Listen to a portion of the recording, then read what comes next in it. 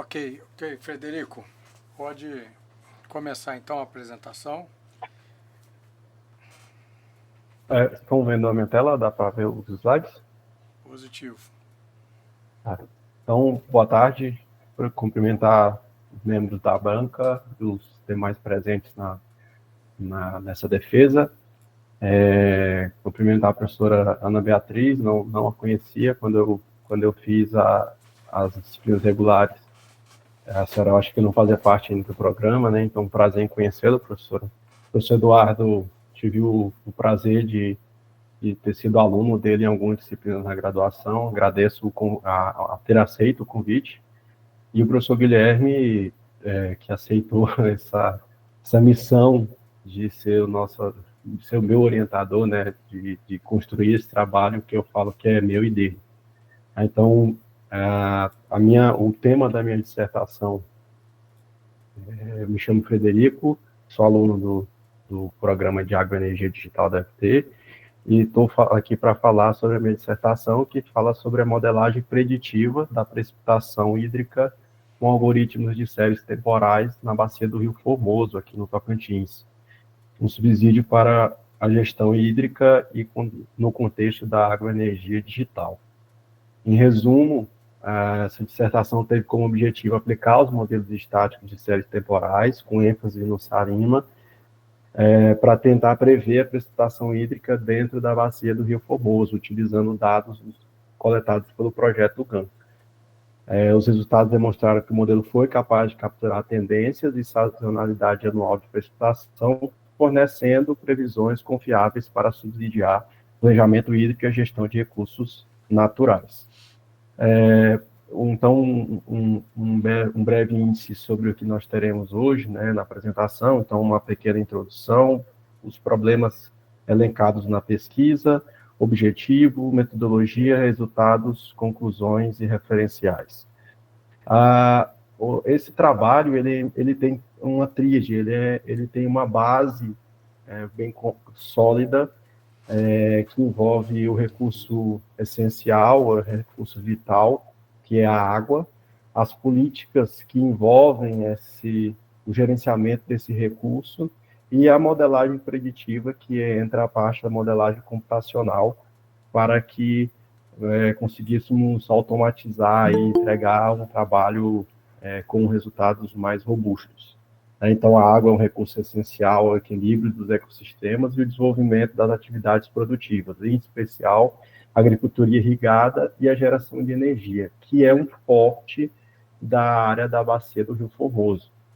Então, as políticas que nós temos nós temos tanto as políticas nacionais, estaduais e municipais. Eu destaquei aqui a política nacional porque ela chama atenção em um elemento que é primordial para a manutenção desse recurso.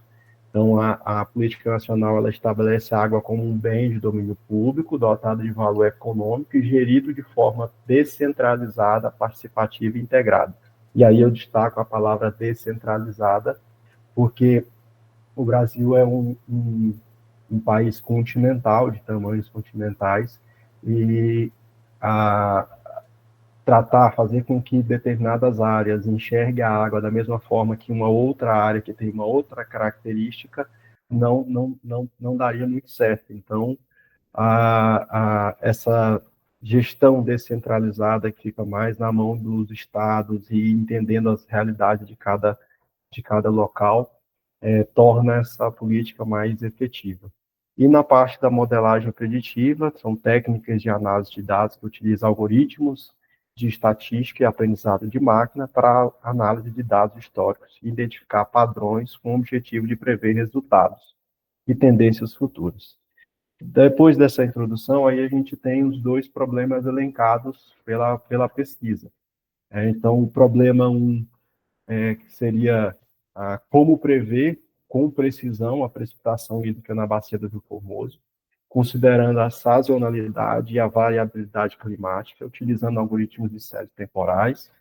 E o segundo problema da nossa pesquisa é em que medida a aplicação de modelos preditivos podem contribuir para a gestão sustentável dos recursos hídricos, mitigando os impactos de seca e enchentes na região. Para esses dois problemas, nós eu coloquei duas hipóteses para resolução. Né? Então, primeira hipótese, a utilização de algoritmos preditivos baseados em séries temporais, como o ARIMA e o SAIMA. Eles são eficazes na precipitação hídrica da bacia do Rio Formoso, então espera-se que o modelo ARIMA apresente bom desempenho de captação de tendências gerais, e isso é importante, falando dele, enquanto o SAIMA ele tenha uma melhor performance em relação à sazonalidade, né? Então, a variação do volume pluviométrico captado nessa região. E a segunda hipótese é a aplicação de modelos preditivos contribui para a tomada de decisão mais eficaz na gestão hídrica da bacia, reduzindo os impactos dos eventos climáticos sobre o abastecimento de água e a produção da agroenergia digital. Agroenergia local. A delimitação do escopo. Né? Então, como eu falei, o projeto, o escopo, ele é focado na bacia do Rio Formoso. Lá existe um projeto que eu comentei anteriormente, né? Eu vou falar com mais detalhes mais para frente, um projeto chamado Projeto GAN, que foi desenvolvido e encabeçado com o apoio dos produtores da região, do órgão competente, na Naturatim, Secretaria do Meio Ambiente, e o principal, né, o cérebro de tudo isso é o Instituto de Cidades, de Atenção às Cidades da UFT. Tá? Então, cada um contribuiu de uma forma para poder montar esse projeto. Lá nós temos sensores que foram instalados na região que captam informações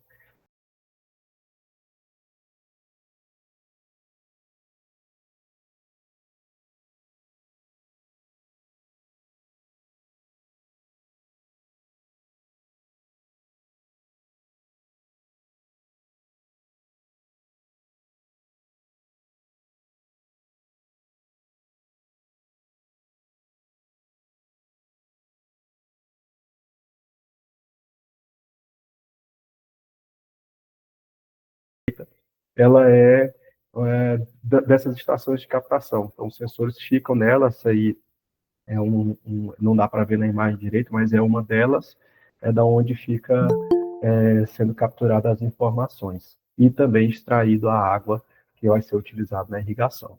Como justificativa desse trabalho, a previsão a previsão de chuvas ela é considerada um instrumento estratégico para a segurança hídrica, especialmente em regiões com crescente demanda por irrigação e produção agrícola, como eu já comentei, a Baía do Rio Formoso.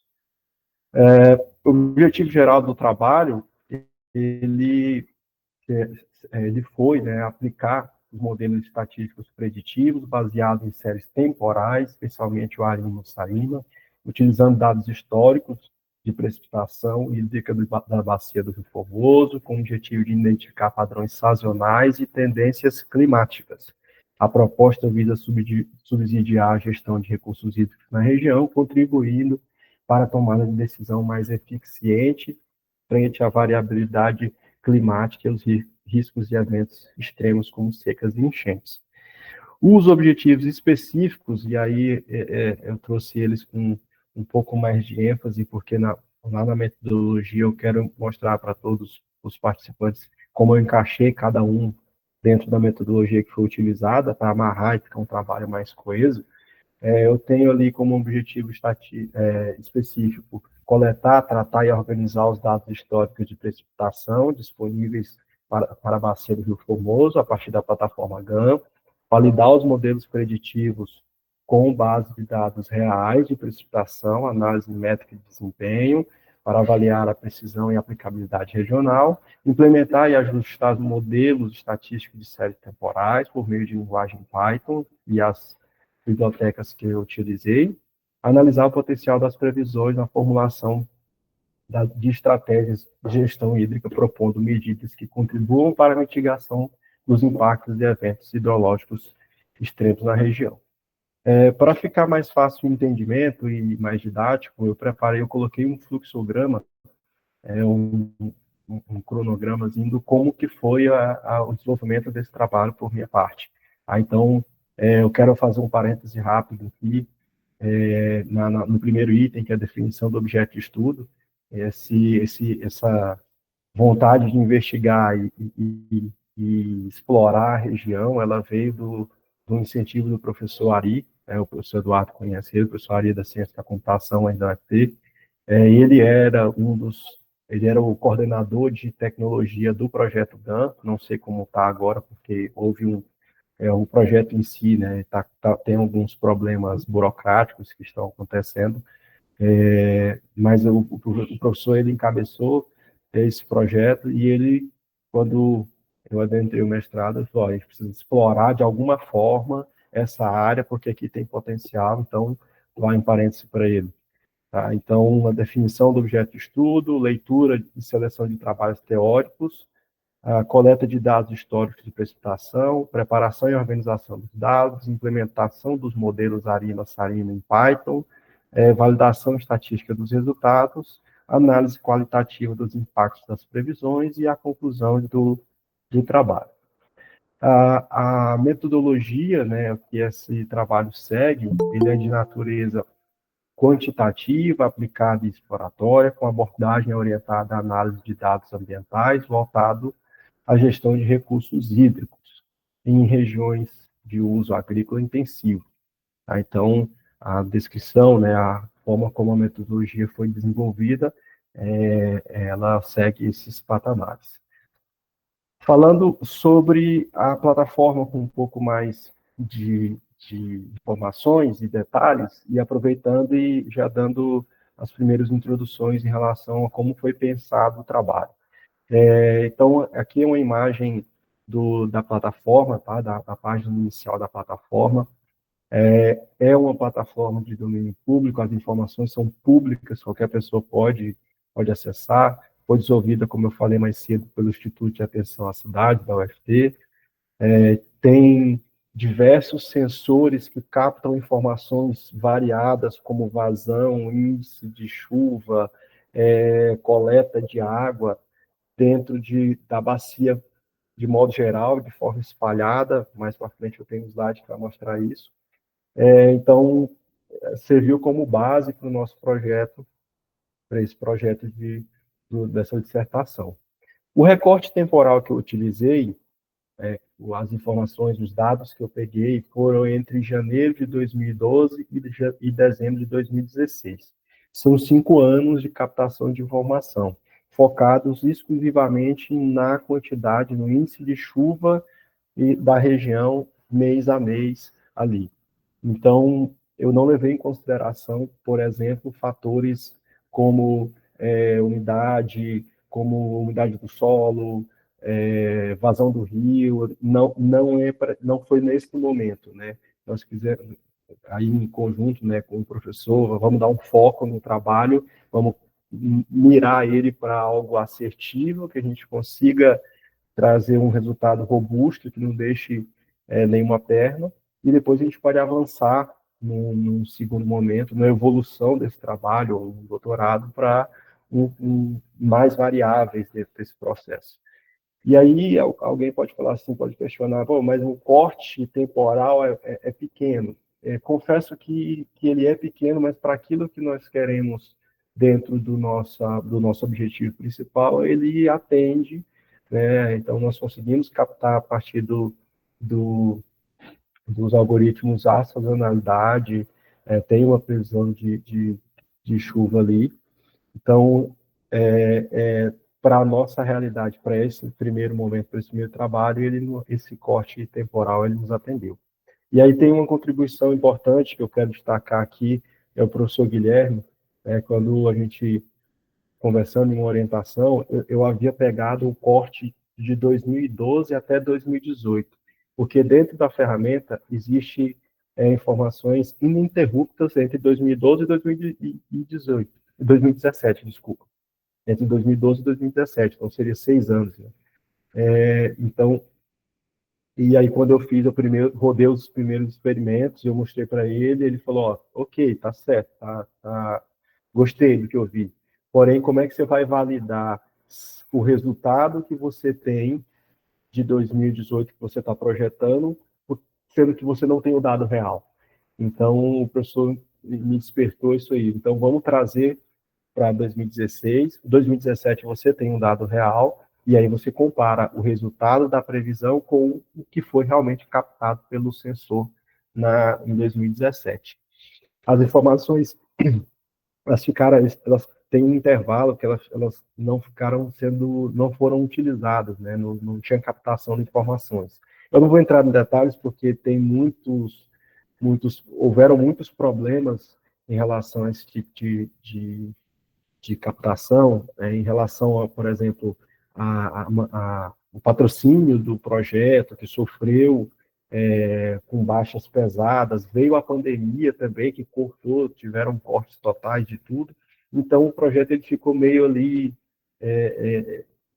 parado, digamos assim, entre 2018 e 2022, que foi quando ele voltou a ter captação de informação de forma é, é, é, seguida, né?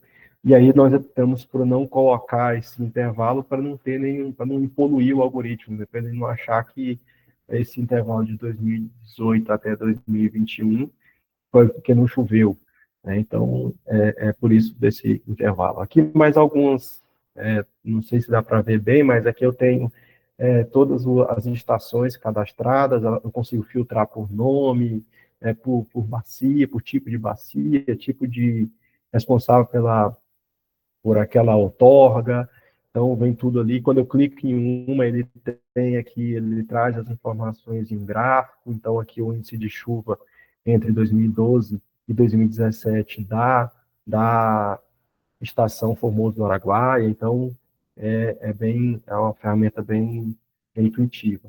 E aqui a adoção de georreferenciamento pela própria ferramenta, onde cada sensor é representado por uma bolinha dessa que a gente vê na tela. Quando eu clico nela, ela me mostra a propriedade, quem é o proprietário, qual o tipo de medição, se é uma medição manual, se é uma medição automática. Então, isso mostra que é uma ferramenta que tem, né, que dá uma segurança para nós com mais exatidão. E aí, falando agora mais da metodologia, né, um pouco mais sobre como eu construí, né, a partir do referencial teórico, eu preparei esse prisma aqui de como que foi a divisão, né, como que eu capturei, como que eu busquei na literatura informações relacionadas o meu trabalho e aquilo que eu precisava me beber dessa determinada fonte, né? Eu tentei no trabalho, na escrita, né? O próprio professor Ali, ele falava na época da graduação que quanto mais bem explicado o trabalho tiver, mais bem detalhado tem, maior a chance de reprodução. Então, você cria ciência para que outras pessoas possam melhorar, e não para você, o estudo só seu e vai morrer ali. Então, o trabalho está bem detalhado, eu trouxe alguns recortes, e um dos recortes foi esse. Então, como é que foi as pesquisas? Foram identificados primeiro 1.547 artigos que falavam a respeito do tema, sendo que 200 dele nos Scopus, que é nós tivemos esse cuidado, né, de dar prioridade para ambientes que tivessem uma segurança maior, que tivessem um respeito maior. Então nós pesquisamos nos Scopus, Web of Science, no próprios repositórios da UFT, levamos em consideração artigos entre 2001, ou desculpa, 2021 e 2025, para não ser um negócio muito antigo, algo que não tivesse muito a ver com a nossa realidade. E também levamos em consideração a forma, né, onde o estudo que eu estava pesquisando nessa literatura, onde ele estava. Eu estava no trópico, se tinha a ver com a nossa realidade, para não ter um embasamento que não tivesse uma similaridade com, com o meu trabalho. E aí, depois da triagem, 303 foram removidos por duplicidade e 980 foram removidos depois da leitura do título e resumo, tá? Porque fora do foco, do tema, o idioma, tinha alguns em mandarim, por exemplo, eu não consegui traduzir, então tirei. E as revisões por pares, porque uma revisão por par dá um pouco mais de robustez naquele trabalho. E aí eu tive como elegibilidade 264 artigos que foram lidos por mim, e sendo que desses 264, eu excluí 224 por não entrarem nesse rol que eu falei, né? Ser parecido com algo que acontece aqui no Brasil ou na região tropical. Então, ficamos ao trabalho no final com 40 artigos selecionados. Aqui tem as palavras-chave com a divisão de cada um desses trabalhos. Então, só para gente ter entendimento ali, né, ao final ficaram uns 40 selecionados. E desses trabalhos, o que todos têm em comum, né? Então, a busca nessa leitura, né, de beber dessa fonte de informações, era quais são os principais desafios, quais são os problemas que esses trabalhos abordaram. E aí eu coloquei aqui um pequeno recorte lá da dissertação, o importante sobre todos esses trabalhos de 2021 a 2025. Acho que a principal importância é a relevância da modelagem hidrológica com previsão de precipitação, e todos eles destacam um desafio recorrente, que é a operacionalização dessas ferramentas em contextos locais. E aí eu abro um parêntese, porque realmente eu preciso conscientizar o produtor rural, eu preciso conscientizar o gestor público, eu preciso conscientizar, enfim, uma cadeia de pessoas de que esse estudo, e isso é importante.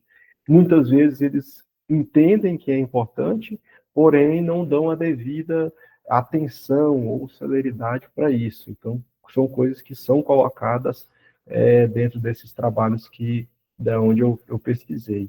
E aí algumas barreiras enfrentadas, eu listei ali 3 para expor para vocês, que é a capacidade técnica limitada dos gestores e agricultores, principalmente quando você fala de modelagem computacional e inteligência artificial, muita gente está na moda falar e dizer sobre isso, mas beleza, e como é que faz isso? Então, falta um pouco eles listam isso como um problema.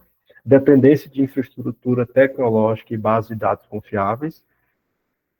Nessa questão do corte, né, a gente poderia ter falado, não, por que não foram atrás de uma outra base? Primeiro, porque as bases confiáveis, a maioria delas são pagas, não vou dizer que todas. E as que não são pagas, que são de domínio público, nós tentamos alguns contatos, não conseguimos, ou esbarramos em uma determinada burocracia que ia atrasar o trabalho. Então, a gente preferiu uma base de dados que a gente sabia que estava funcionando, que a gente podia confiar, e que já tinha uma infraestrutura tecnológica que alimentava ela. E, por último, ali, a integração frágil entre ciência e políticas públicas. Infelizmente, nós, principalmente no Brasil, as pessoas elas não enxergam ainda junto, né? Acham que ciência é para um lado, política pública é para o outro. Claro que isso vem mudando no decorrer dos anos, mas a gente ainda tem muita coisa para caminhar. E com isso, eu determinei as dimensões de aplicação do trabalho. Eu trouxe esse quadro aqui para que pudessem entender. Aqui eu tenho a dimensão de aplicação do trabalho, a proposta de uso do algoritmo, do modelo computacional e a contribuição que ele entrega para a gestão hídrica. Então, essa junção para poder te entender e ver o quanto amarrado ficou o trabalho. Tá? Então, na questão do planejamento agrícola, a proposta utilizar previsões mensais ou sazonais de precipitação para orientar o calendário agrícola e as escolhas de culturas menos vulneráveis à seca. Isso é importante para quem trabalha com agricultura. Quanto mais próximo do alvo eu acertar na semeadura, por exemplo, maior a chance de eu ter uma produção de forma mais eu tenho uma maior produção dentro de uma determinada área. E a contribuição para a gestão hídrica é a redução de perdas agrícolas e maior eficiência do uso da água em sistemas irrigados. Na dimensão da gestão de irrigação, implementar sistemas de irrigação inteligentes baseados na previsão climática, ajustando o volume conforme tendências projetadas pelo SARIM. A contribuição para a gestão hídrica, economia de recursos hídricos e aumento da produtividade energética. E aí eu faço uma observação rápida aqui. Na maioria das vezes, as autoridades e os órgãos competentes, eles querem remediar algo que já está acontecendo. Então, não adianta eu proibir os produtores de cortar a outorga dela, suspender a outorga deles de retirada de água, quando eu já estou num cenário de seca. Claro que ajuda, porque aí não vai secar de vez, mas se eu tiver um sistema que consiga me falar, olha, você tem uma possibilidade, uma previsão de seca em um determinado ano, onde vai ser acima daquilo que a gente está acostumado, então eu posso diminuir a captação dessa outorga antes mesmo de chegar na época da seca. Então eu não preciso cortar 100% daquela outorga, eu posso diminuir o volume dela e não deixar de abastecer a agricultura. Na terceira dimensão, o controle de eventos extremos, no caso das secas, antecipar cenários de estiagem prolongada por meio de análise de anomalias de precipitação, e a contribuição em gestão hídrica permitir ações preventivas com acionamento de políticas de racionamento e estocagem de água. O mesmo acontece na dimensão quando o evento é para enchentes, identificar o período de chuvas intensas previstas pelo modelo, associado a dados de vazão, e a contribuição para a gestão, minimizar riscos de inundação, fortalecer planos de emergência e sistema de alerta. Na parte da dimensão de governança hídrica e regional, fornecer previsões como subsídio técnico para os comitês de bacias que existem no Tocantins, por exemplo, e isso contribuiria como suporte à formação de políticas públicas de segurança hídrica e implementação de instrumentos do Plano Nacional e Estadual de Recursos Hídricos.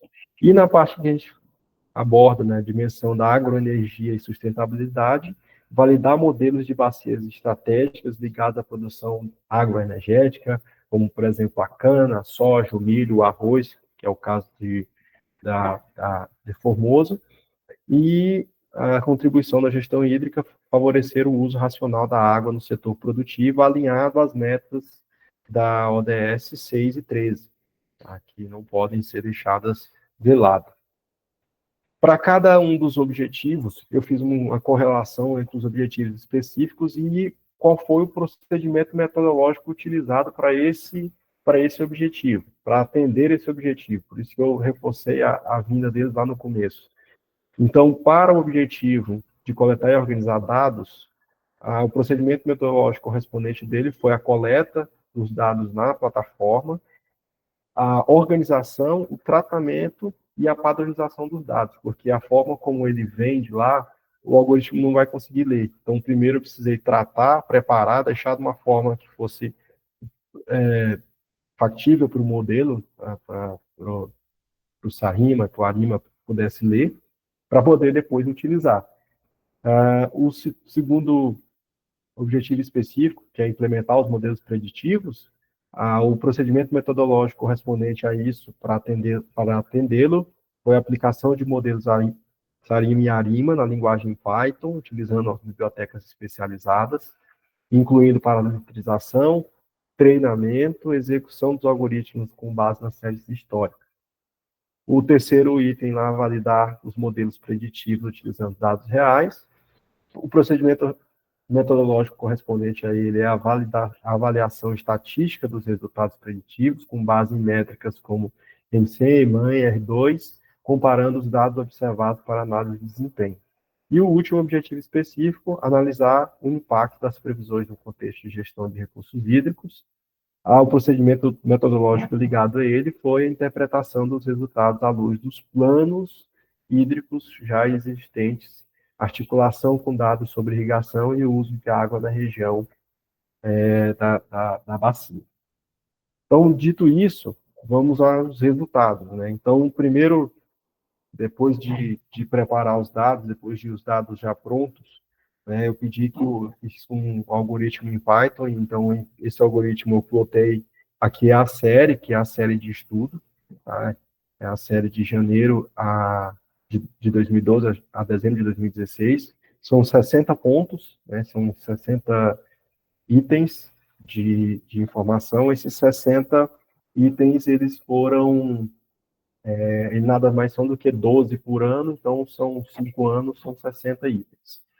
Depois de preparado esses dados e alinhados e organizados, eu entreguei isso para o modelo, e aí eu vou mostrar cada um deles de forma separada, como que cada um se comportou.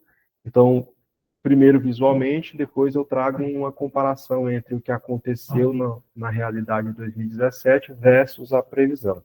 Então, para o modelo Sarima, com o elemento de autorregressão, e aí é importante, eu daqui para frente, toda vez que eu vou falar do Sarima e do Arima, eu vou falar do elemento de autorregressão, aqui para quem está vendo a apresentação, é esse número 1 inicial aqui.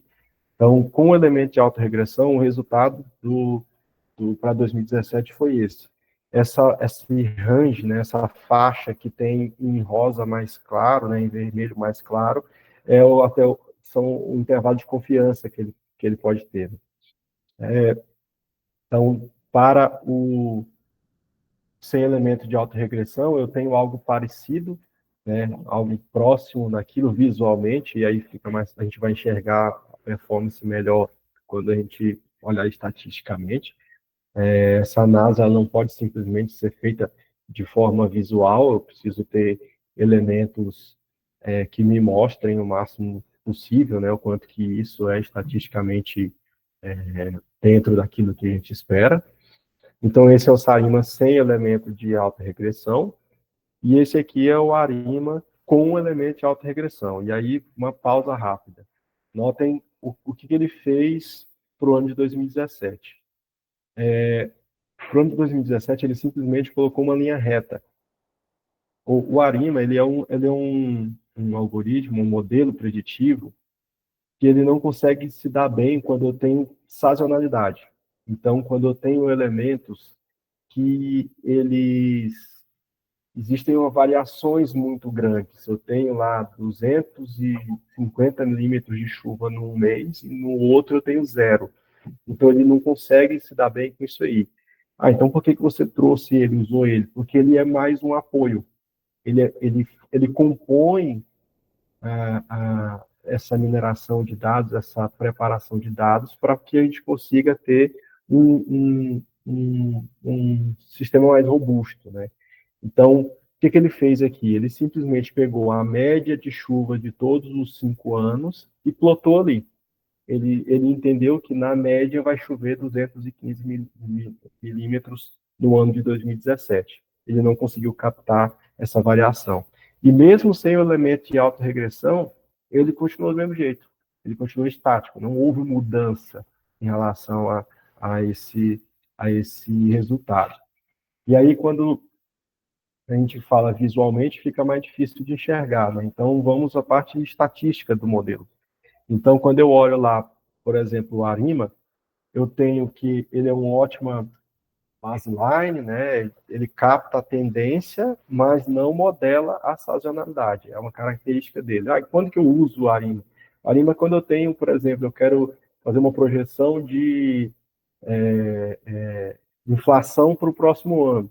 A inflação ela tem uma variação baixa, para cima e para baixo, ela fica sempre ali dentro de um delta. Quando eu vou olhar, por exemplo, ações na Bolsa de Valores, que eu quero estudar, por exemplo, o histórico disso, associado a uma segunda inteligência para poder entender por que tem subido ou por que tem determinada tendência. Então, aí ele se comporta de forma mais tranquila, né? Preços de produto e tudo mais. Ele sem elemento de autorregressão, mesma coisa, ele é simples, ele é muito bom como baseline, mas ele não capta a sazonalidade. E aí a gente vem para o estudo, para o item principal, né, da nossa hipótese, que é o Sarima. Então, o Sarima sem elemento de autorregressão, que é, dentro daqueles trabalhos que eu pesquisei, é o que mais aparece, é o que mais é utilizado, tá? Porque, falando de forma bem didática, né? É porque se eu não tenho um elemento de autorregressão, o algoritmo fica meio viciado, né? Então, ele faz a leitura sem ficar se retroalimentando. Que não quer dizer que está errado, mas é o pessoal mais usa e tem dado certo ali. Então, assim, ele é parcimonioso, ele conseguiu parte do resultado real, ele é bom com ajustes sazonais e ele tem resíduos adequados. O, o com o elemento de autorregressão, ele também tem uma ótima resposta. Se a gente olhar aqui, por exemplo, o R2 de um para o outro é muito próximo, é bem interessante. Só que ele tem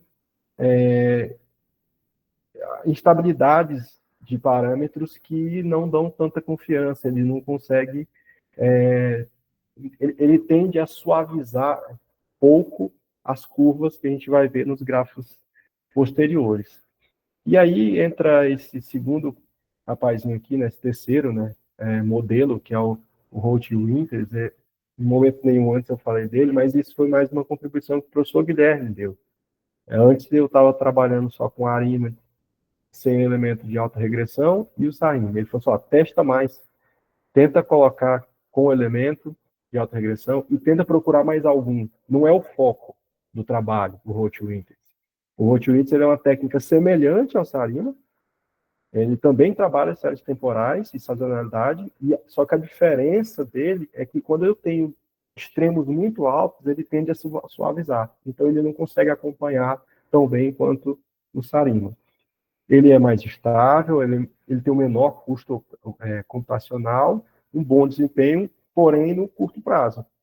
Então, se eu quisesse que ele enxergasse coisas para 2018 e assim sucessivamente, ele teria um pouco mais de dificuldade.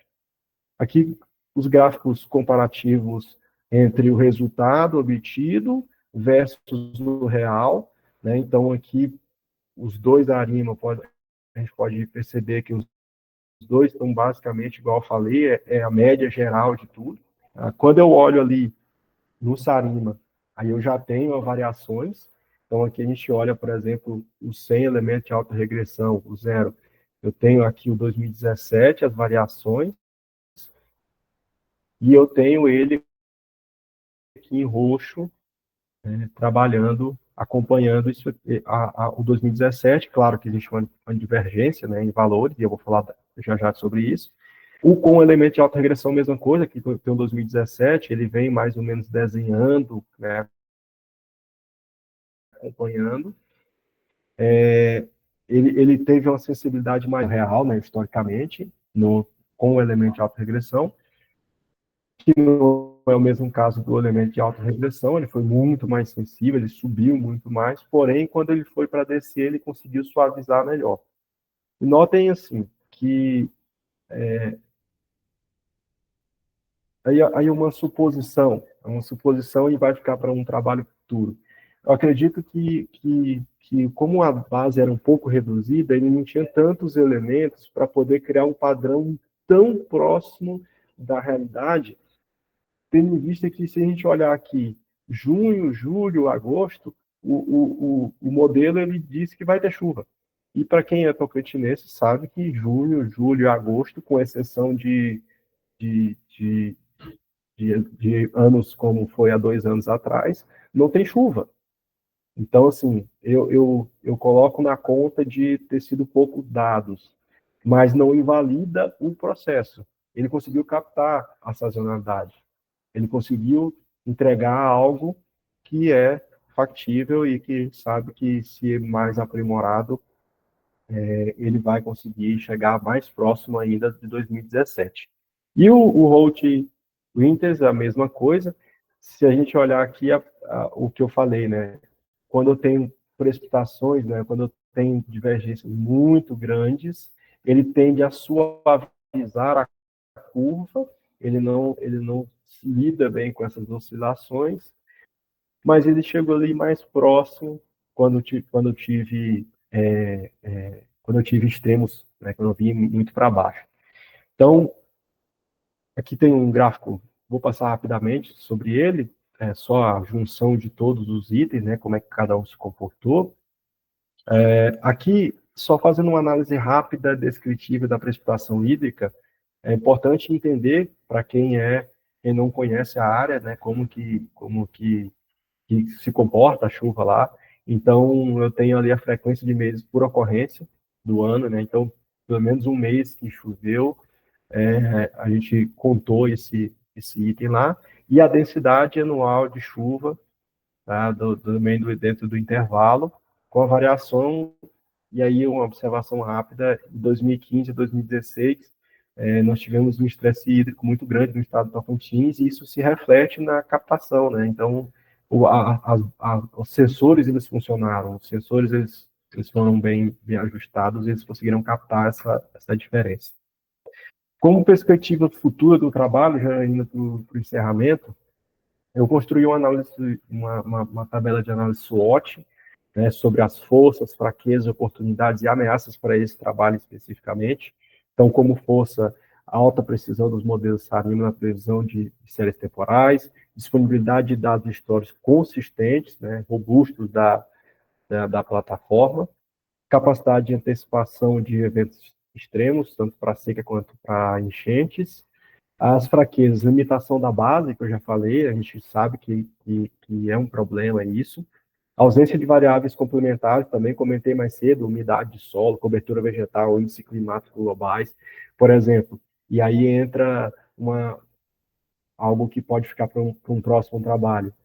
Utilizar não só algoritmos, a modelagem preditiva, mas inteligência artificial mais profundas, que levem em consideração, por exemplo, se é ou não um ano de El Niño, de Laninha, são elementos que também tem que se levar em consideração na hora que você vai projetar, mas não invalida o nosso trabalho, a forma como foi feito. Dependência de validação contínua dos modelos para outras bacias, tá? Oportunidade de expansão da modelagem para outras bacias, principalmente do Mato Piba, que tem um alto poder de produção agrícola, integração com painéis interativos de dados e sensoramento remoto, para alimentar mais informações, e outra oportunidade é contribuição direta para políticas públicas estratégias de gestão hídricas. Ameaças, mudanças climáticas intensificam as variedades e padrões históricos, então se eu não tenho padrão, o modelo ele vai ficar perdido, né? Porque se a base dele é estudar padrões. Insuficiência de investimento em infraestrutura de monitoramento climático e baixa captação técnica de gestores e agricultores locais para o uso de tecnologias preditivas. E aí eu coloquei esse fluxograma aqui para vocês entenderem, né, quais seriam os próximos passos desse trabalho. Ampliação da base de dados, aplicação de inteligência artificial, principalmente as com de profundidade, que leva em consideração mais informações, integração com a plataforma GAN para ser algo mais automatizado, né, do mesmo jeito que eu posso lá buscar um dado clicando, eu posso também já gerar, por exemplo, esse gráfico, a previsão, né? E por último ali, o apoio às políticas públicas de e agroenergia no nosso estado. Então, como conclusão do trabalho, a partir da análise de dados coletados pelo projeto GAN na Bacia, o Rio Formoso constatou-se que a aplicação do modelo Salim apresentou resultados consistentes, robustos na previsão da precipitação hídrica, possibilitando a identificação de padrões sazonais e tendências ao longo do estudo.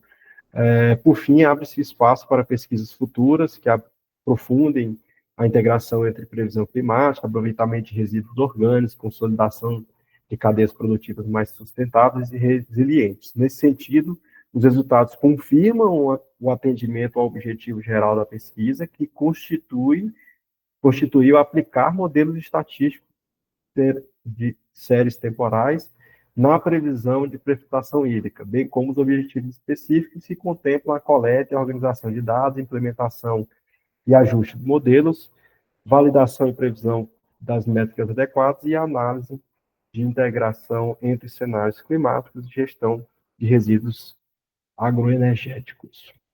E é isso. Temos aqui as referências. Frederico, Perguntas? muito Pode obrigado. expor. Tá? Parabéns pela sua apresentação.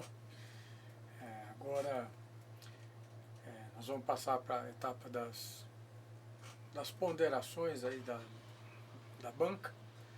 tá? E como é de praxe, a gente tem, como vocês são programadores, a gente vai ter que usar uma regra de decisão aqui, porque a gente teve duas situações que se encavalam. Como é de praxe, a gente transfere a palavra para o pesquisador externo. Mas também é de praxe a gente transferir a palavra primeiro para as damas. Então, nesse conflito do algoritmo da banca, né, eu abro aí para vocês decidirem qual encaminhamento. Eu proponho a gente seguir em ordem alfabética. Então, vamos fazer isso. Então, Ana Beatriz, vou passar a palavra para você. Agradeço, professor Eduardo, e depois a gente segue, então, com as ponderações do professor Eduardo Ferreira. Tá bom? Com a palavra, Ana. Obrigado. Obrigada, professor. Boa tarde a todos. Boa tarde, professor Guilherme, professor Eduardo. Um prazer, boa tarde. Frederico, boa tarde. Também não lhe conhecia pessoalmente. Foi um prazer, tá? Antes de eu começar aqui a minha arguição, você vai perceber que eu fico olhando para o papel, eu olho para a tela, porque eu já tinha feito algumas anotações dentro da sua dissertação, depois eu fiz mais algumas anotações aqui nos meus papéis, então eu olho para cá, olho para lá, mas tá tudo certo, vai dar certo, tá? Primeiramente, tá? Eu gostaria de dar os meus parabéns pelo excelente trabalho realizado por você e pelo professor Guilherme, tá? E também os meus parabéns pela sua apresentação. Frederico, a gente percebeu ali que no início é normal, né? Você começou meio nervoso, meio tenso, mas depois você foi, né, ficando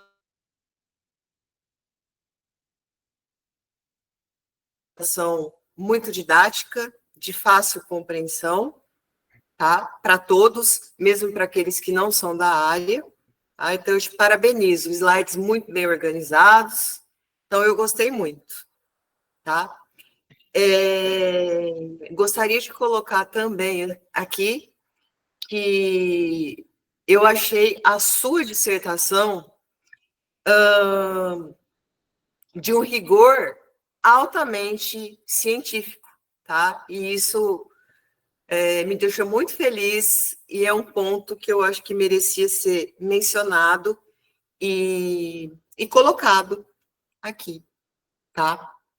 Outra coisa, ainda falando em relação à sua apresentação, é que você demonstrou uma segurança e um profundo conhecimento sobre o que você estava falando ali. Então, você absorveu muito bem tudo o que foi feito, a escrita do seu trabalho. Então, você merece esse reconhecimento.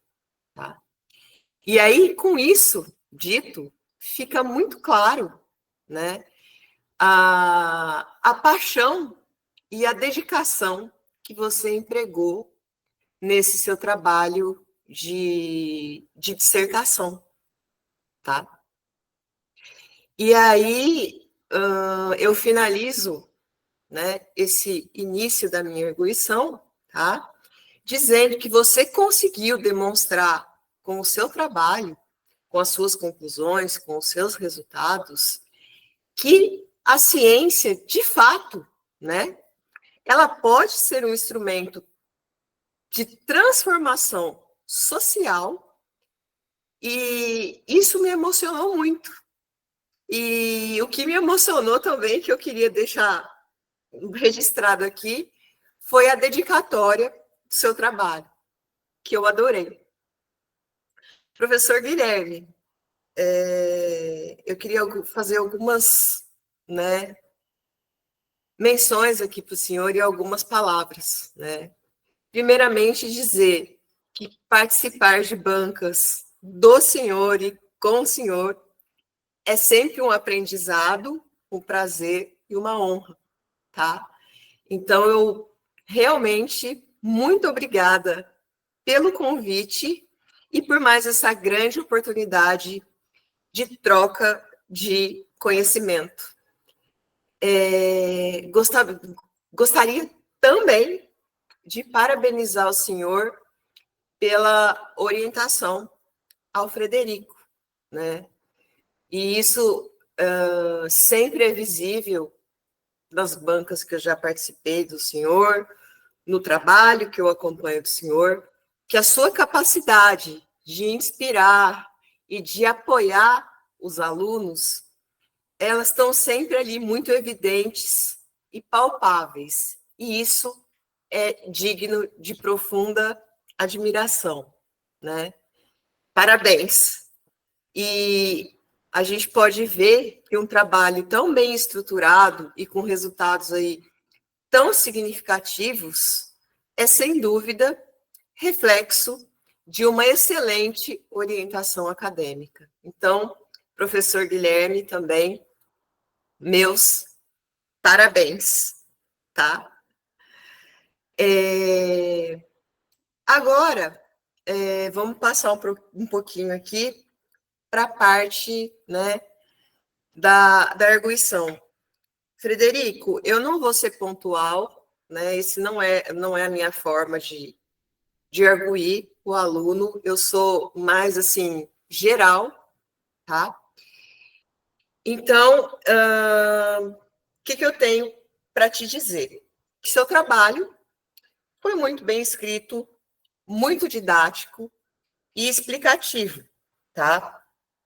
E o que mais me instigou é que o seu trabalho, a gente começa a ler, né? E não tem vontade de parar, né? A gente quer chegar até o final. Ele foi um trabalho muito gostoso de ler.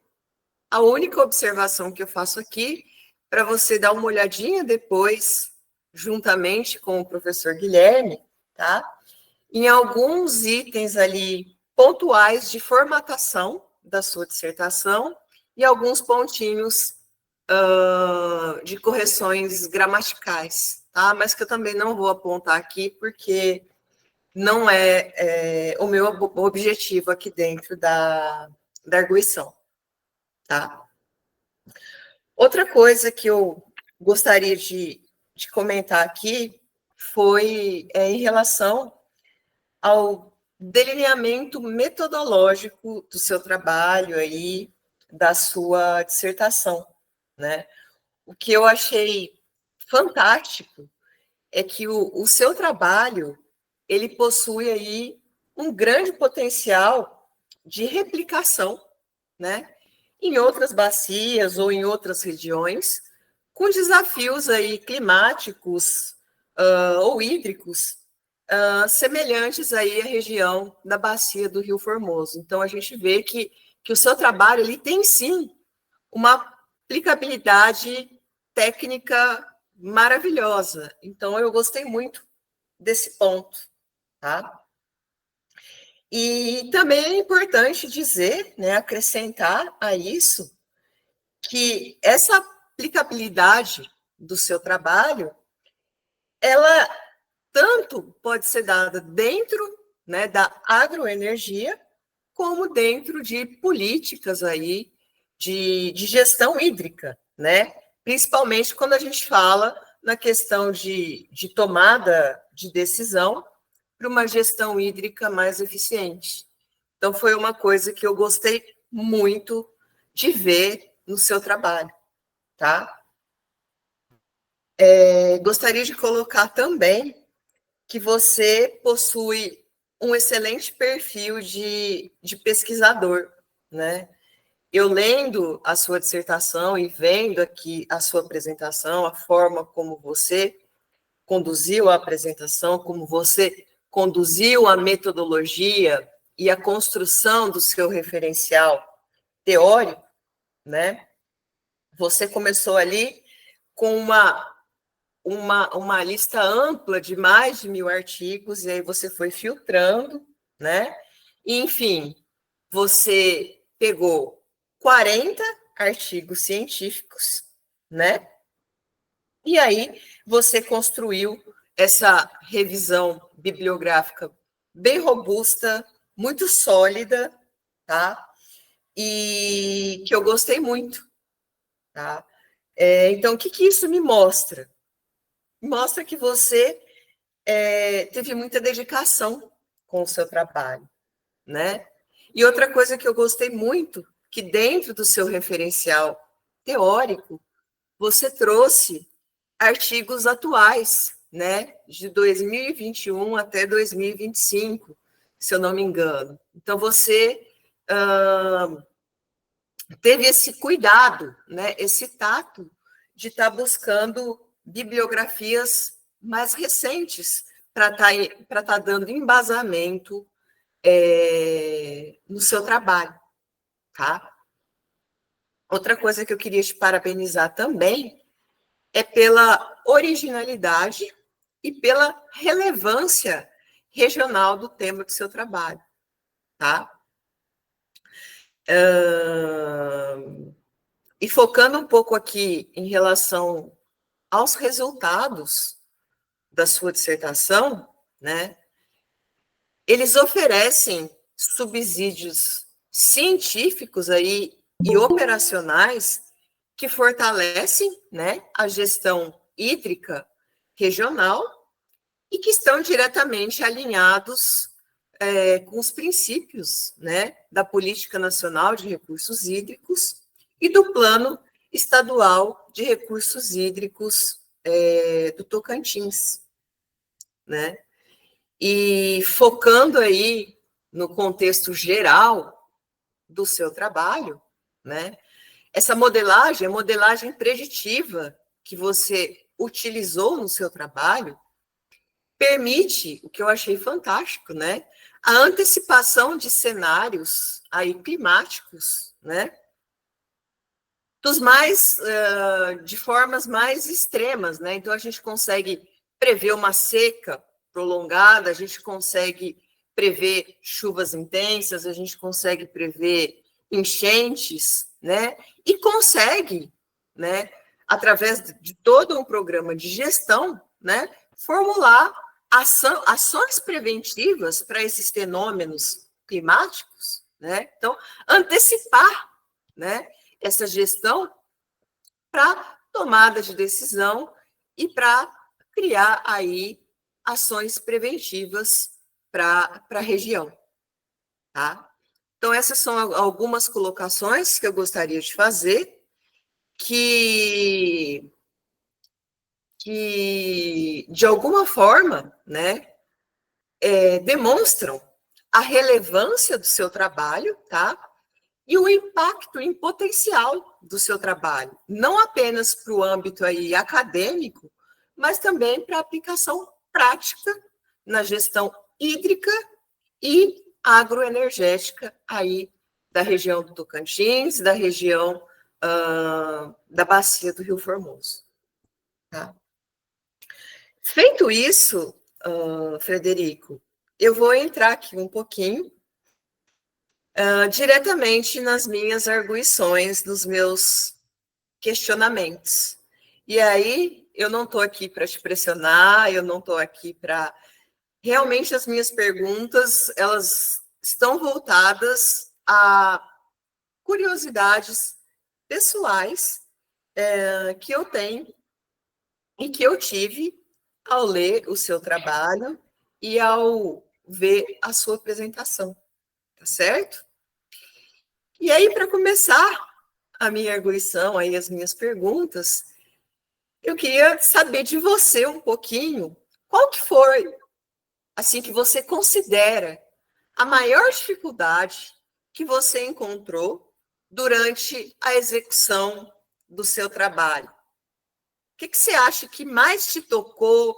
O que foi mais difícil? Qual que foi o maior desafio que você encontrou para realizar o seu trabalho? Na verdade, não, teve dois grandes desafios, né? Não foi só um. O primeiro foi achar estudos que tivessem características do Cerrado, do Tocantins, da região norte.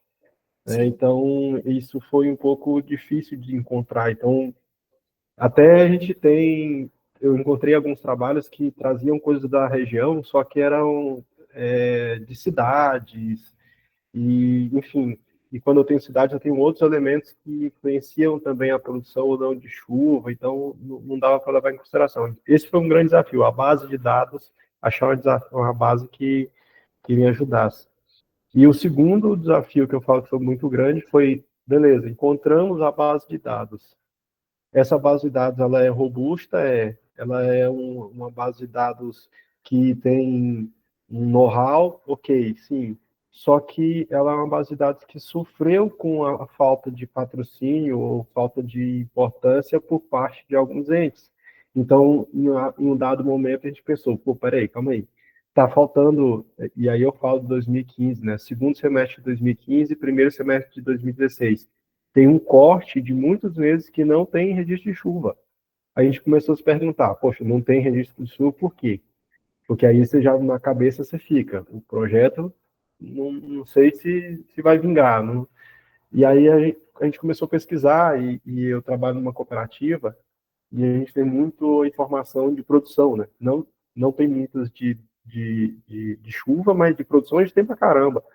E aí eu peguei um dado nosso que nós temos aqui, e aí eu comecei a perceber que teve uma grande queda de entrega de grãos no armazém, tanto na safra de soja quanto na safrinha de milho.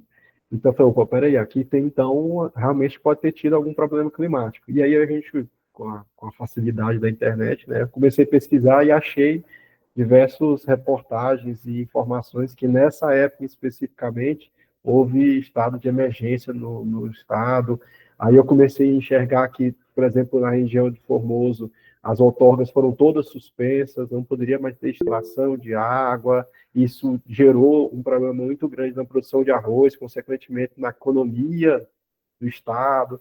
Então, assim, acabou que deu um trabalho a mais, né, ter essa segurança. O que não aconteceria, por exemplo, se eu tivesse, eu não teria essa dúvida. E aí uma crítica que eu faço à minha cabeça, né? Eu não teria dúvida, não colocaria em xeque uma ausência de informação se essa base de dados viesse, por exemplo, das estações de recolhimento do IBGE.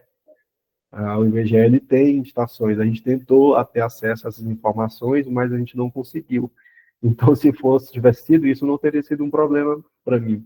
Né? Mas aí, como a gente conhecia o histórico do projeto, a gente ficou meio com medo. Mas depois, o professor, igual eu falei, o professor Ari era o chefão, o comandante de tecnologia, ele ajudou a gente para caramba, ele falou, não, pode confiar, tá? Mostrou algumas informações, então deu um pouco mais de segurança. Foi isso. Joia, beleza. Bom, não adianta, né, Frederico? Todo trabalho científico, toda pesquisa científica, a gente sempre encontra desafios, a gente sempre encontra algum probleminha, algum desvio, né? O importante é a gente ter inteligência emocional e sabedoria para lidar com cada um desses desafios, né? E pelo que você colocou aí, você lidou muito bem com esse perrengue com esses perrengues que você relatou que você passou. Então, parabéns por isso, tá? Vamos lá. Aí uma pergunta que também ainda é focada mais para a questão pessoal, tá? Curiosidade minha também.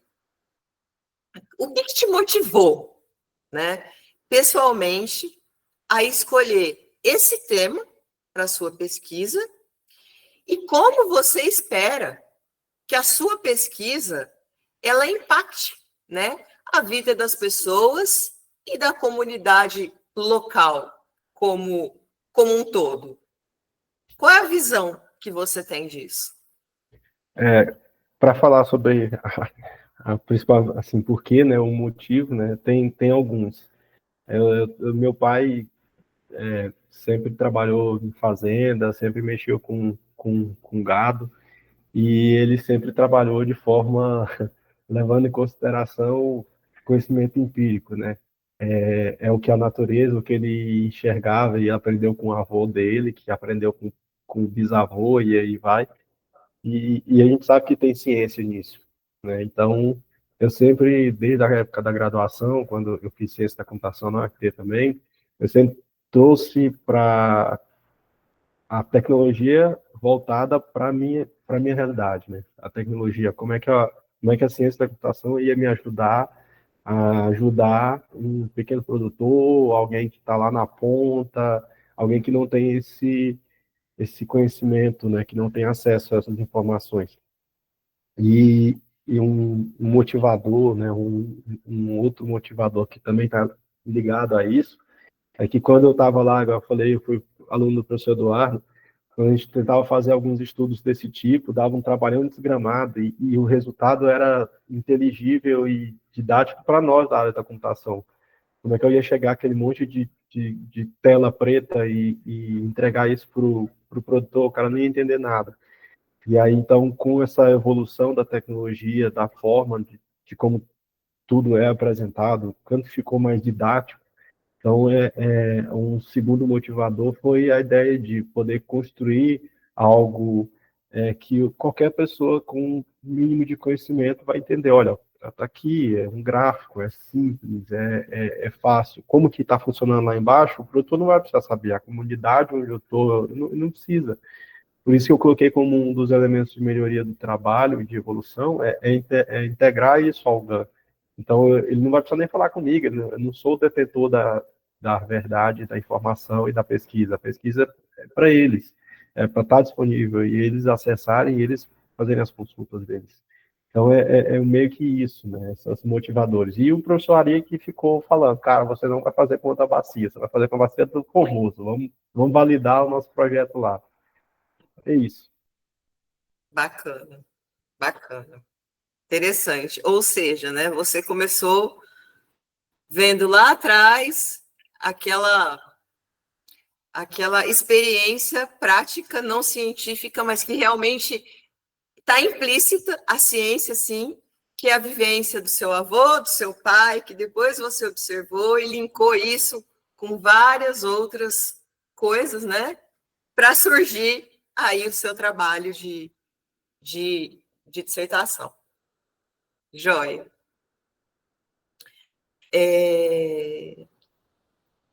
Outra coisa que, voltando agora um pouco para a questão, né, da agroenergia em si, né, você poderia, ou você conseguiria me detalhar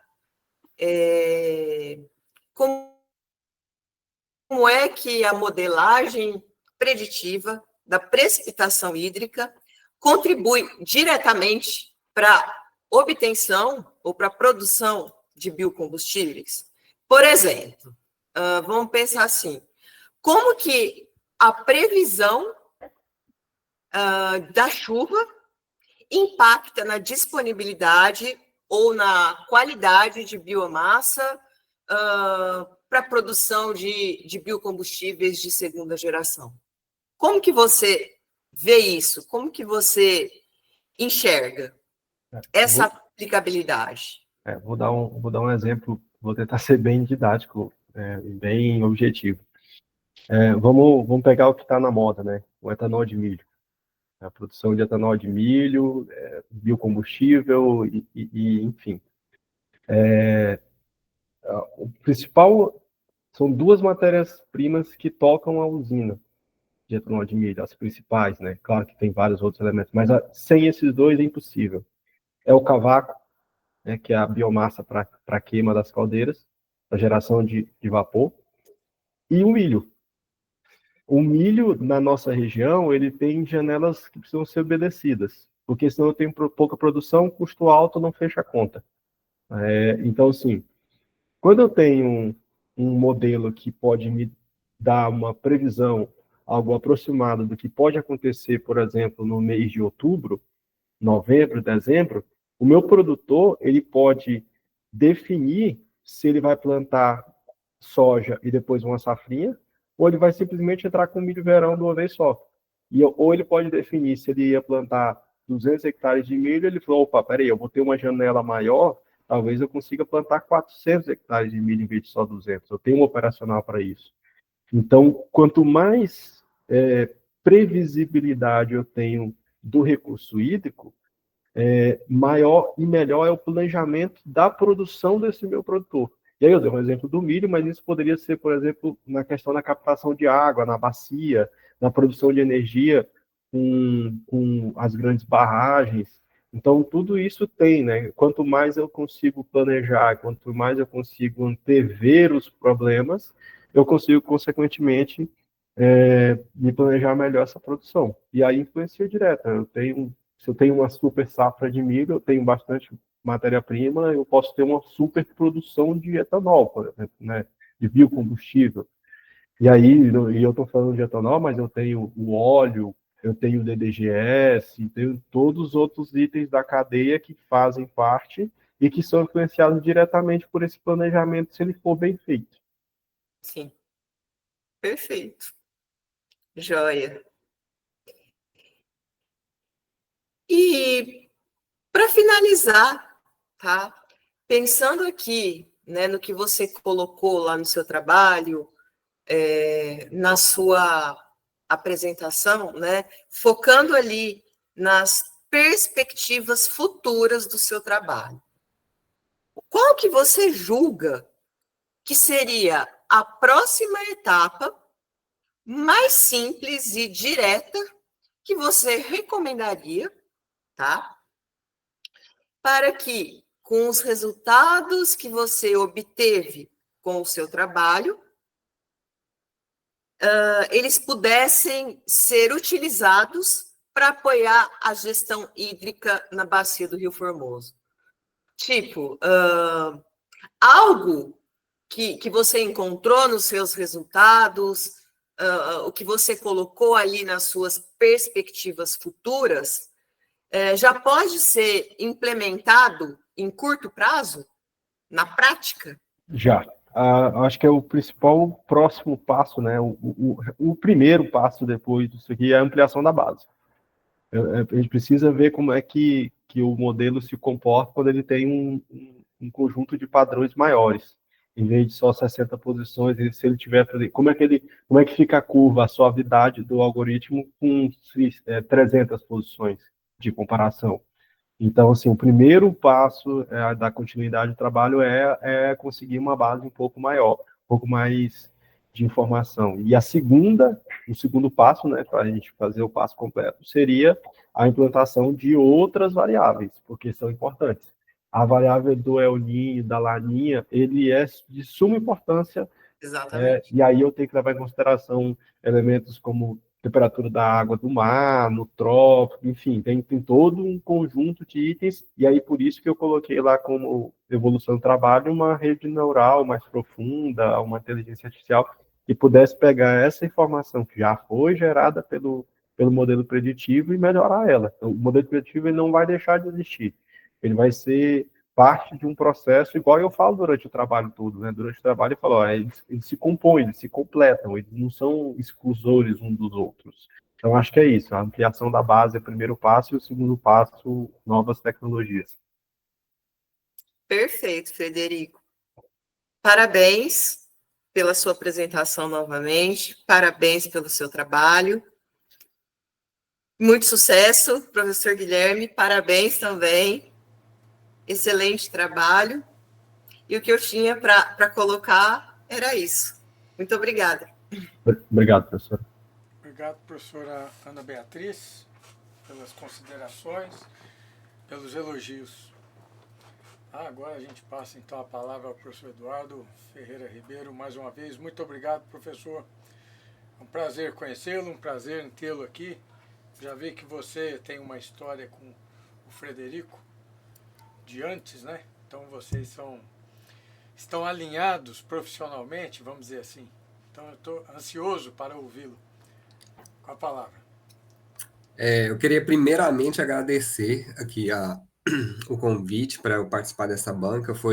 Recebi com surpresa de saber que o Frederico quis continuar na área aí, e continuar os estudos também, né, que é uma coisa importante. e eu sempre vejo nos alunos que essa vontade de voltar para a UFT, ela é sempre constante, porque a UFT, pelo menos no nosso curso lá, abraça os alunos e a gente vê que realmente a gente deixa esse legado para os alunos continuarem o trabalho, só que infelizmente o nosso programa ainda é muito pequeno, então os alunos costumam ir para outros mestrados, mas sempre levando a computação na aplicação dos métodos, né, nas outras áreas. E então eu fiquei muito feliz em ser convidado a participar para contribuir com essa pesquisa, porque eu não entendo muito de agricultura, não entendo nada, na verdade, mas a área de computação, de séries temporais, eu tenho estudado um pouco sobre isso também, e eu já mandei por e-mail algumas contribuições, mas eu queria falar algumas coisas, só para a gente esclarecer algumas coisas com o Frederico sobre o trabalho. Antes disso, eu queria dizer que eu gostei muito do seu trabalho, Frederico. Foi muito um trabalho assim que fácil de ler, tranquilo de entender. Foi um trabalho assim que é fluido, né? Eu corroboro com todos os elogios da professora Ana, tudo que ela falou, eu concordo com todos os elogios, não vou repeti-los para não ficar tão repetitivo, mas eu concordo com tudo que ela falou sobre a fluidez do trabalho, sobre a importância do seu trabalho. Eu acho que é uma contribuição muito boa. E quando eu comecei a ler, eu tive várias críticas com relação à parte computacional, mas depois eu foquei que o trabalho é em agroenergia e a gente tem que focar na contribuição em agroenergia. Então, as coisas que eu tenho de questionamento é mais para essa área da contribuição mesmo, certo? A primeira pergunta que eu tenho para você, Frederica, é para esclarecer um pouco a justificativa do seu trabalho. Qual que é a maior contribuição que você acha que o seu trabalho dá para a agroenergia ou dá para o produtor que está lá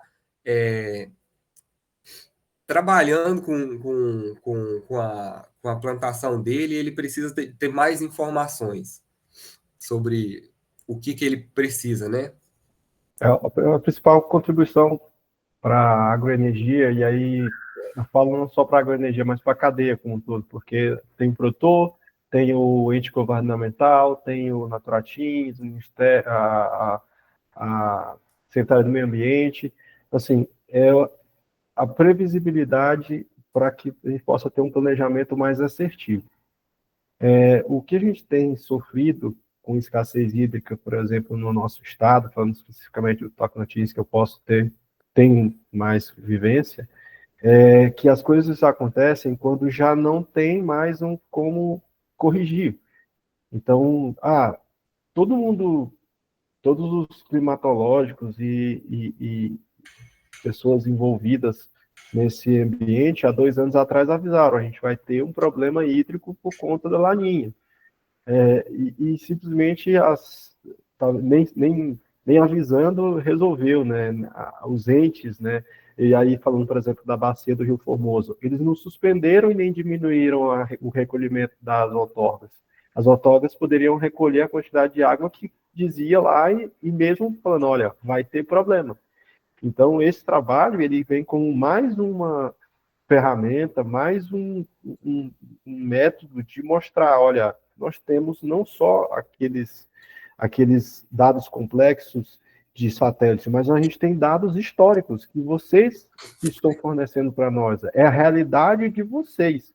Porque muitas vezes, aí em conversas com o produtor fala assim, não, mas isso aí é lá no Rio Grande do Sul, que tem coisas extremas. O clima do Tocantins ele é estável. Na verdade, o clima do Tocantins é sazonal e ele tem mostrado cada vez mais que ele tem ido para os extremos e não na mediana que ele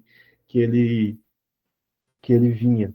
Então, por conta disso, se eu tiver no caso o trabalho, né, ele tem essa característica de, opa, peraí, vamos olhar aqui para trás e vamos mostrar para vocês como está mudando, o que eu posso antever em relação aos problemas que possam acontecer se a gente não tomar uma decisão, um planejamento anterior. Eu acho que é isso, assim. Perfeito.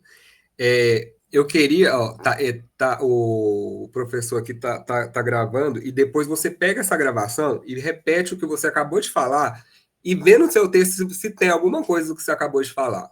Você falou muito mais do que você colocou no seu texto. Isso é um problema de todo aluno, né? Quando você pede para o aluno explicar, ele consegue defender muito melhor do que quando ele está escrevendo. Então, a sua contribuição é exatamente essa, né? De você ter mais uma ferramenta para o... Porque se você conversar com uma pessoa que mora mais de 10 anos no Tocantins, ela vai te saber falar os meses que vai chover, os meses que não vai chover. Certo? Isso daí é, tipo, se você olhar os gráficos que você colocou, eles são previsíveis, não é uma coisa assim também, igual você falou, é sazonal. Mas o seu objetivo não é esse, o seu objetivo é ter essa ferramenta disponibilizada, porque com as mudanças climáticas está começando a ter essas modificações, essas mudanças, né? E aí isso não está no seu texto, porque a pessoa que leu o seu texto fala assim, foi uma das questões que eu perguntei para você, qual que é a diferença de eu pegar essa aplicação e eu ir lá no site, e no Clima Tempo e olhar, vai chover, eu já sei, então eu vou... Então, o que você tem que defender é que essa ferramenta vai estar disponível para as pessoas e ela é muito importante, principalmente para ficar coletando sempre o que está sendo feito e ela produzir a partir de tudo aquilo que foi feito até aquele momento, certo? Não é uma ferramenta que está, tipo, pronta, é isso que você vai usar. É uma ferramenta que ela vai sendo alimentada, né? Por exemplo, vai ser alimentada com o do mês passado, já vai melhorar para ela fazer a modificação daqui para frente, certo? Porque os métodos que você apresenta são métodos, eu já falei isso também para você, são métodos que são métodos muito clássicos, certo? São métodos ainda que não usam aprendizado de máquina, não são métodos de inteligência artificial, são métodos estatísticos, certo? Mas que são métodos que funcionam, beleza? Então, eu não tiro mérito disso. Tanto é que você colocou ali no seu texto que você, no futuro, pode adaptar também para MES. Mas eu senti falta dessa comparação. Eu sei que o tempo não é muito, né? Mas poderia ter tido um pouco mais e um pouco além. Eu vi que você colocou um a mais lá, que é Holt Winters. Aí, inclusive, isso me acendeu até uma chamazinha, porque quando você mostra o Holt Winters, ele é melhor no gráfico do que os outros dois. Eu falei, nossa, mas aí você acaba com o trabalho, pô. O negócio que você fala o trabalho inteiro sobre ele, aí você mostra um método e um método é melhor, aí fica difícil. Mas daí, uma coisa que eu volto ao que eu tinha falado antes. Quando você explica, você justificou. Mas ele é bom, ele tem um erro menor, mas ele funciona de tal forma, que é muito específica. Para o nosso caso mais geral, não funciona assim. Mas aí, se eu ver só a tabela e não tivesse ouvido você explicar, eu teria falado, então por que ele não usa o Holt Winters, né? Vai usar o Sarima. Mas na sua explicação você falou, volta lá na gravação e ouve o que você explicou quando você falou daquela tabela falando do Holt Winters. Você explicou, mas no texto não tá.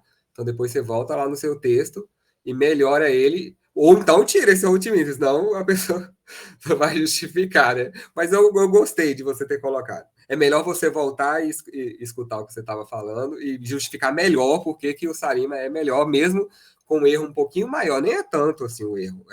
Eles são meio que equivalentes, assim. Aí depois você dá uma olhada. Uma outra coisa que eu vi no seu texto também é que você falou na explicação. Quando você explicou, eu entendi mais ou menos, mas mesmo assim eu ainda fiquei na dúvida. Se você tiver com a sua dissertação aberta aí, ó, Tá aberto. Vai ser a única coisa que eu vou pedir para você abrir na dissertação, mas é porque realmente eu fiquei muito confuso. É o gráfico 15 e 17. Deixa eu achar aqui. Na página 76. Aham. O gráfico mostra aqui cada frequência de meses com ocorrência. No texto, logo embaixo, você fala assim, destaca-se que o ano 2016 apresentou 0 meses com precipitação. Não choveu nenhum dia, nenhum mês desse. Tá errado, né? Ah, tá. Aí eu Tá fiquei errado, assim, né? mas Na como verdade, assim foi o não segundo choveu? semestre. Primeiro semestre só. Ah, tá. Depois Tá. você corrige isso, porque aí eu fiquei na dúvida, meu Deus, será que ficou faltando dados?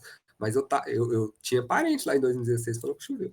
Enfim, dá uma olhadinha nisso depois. Com relação a sua ao seu trabalho, uma coisa que eu achei que seria assim, ó, cerejinha no bolo, seria se você tivesse feito uma interface ou alguma coisa que poderia ser integrada, por exemplo, ao sistema. Mesmo que você não tivesse o poder de integrar ele ainda ao... Como que é o nome do sistema lá? Do Gan. GAN, mas que você tivesse uma interfacezinha, alguma coisa que fala, ó, isso aqui está pronto, é só agora falta só integrar, certo? Porque ficou uma coisa muito superficial, muito assim aérea, jogada, né, no ar, os resultados. Se tivesse uma interfacezinha para você mostrar e tal, eu acho No que seria... caso, professor, aí computacionalmente falando agora, nós dois podemos discutir sobre essa questão. O que acontece? O trabalho, né, a integração, ela seria muito mais no tratamento do dado do que Aham, na interface final para o usuário, sei. porque o jeito que a informação vem do GAN, eu não consigo mandar ele para o Sarima. Eu teria que trabalhar ele. Então, existe um momento onde eu extraio essa informação, Aham. eu transformo ela usando um outro algoritmo, e desse algoritmo que eu jogo para o Sarina. E A aí, gente chama isso de pré-processamento, você sabe, você já aí, fez. aí o que acontece? Não teria uma interface, sim um conjunto de códigos ali no meio. Eu nem quis colocar os códigos, né, para não ficar um negócio meio maçante, mas um conjunto de códigos que fazem essa integração, né, que buscam lá, processam, fazem um pré-processamento para gerar. Aham.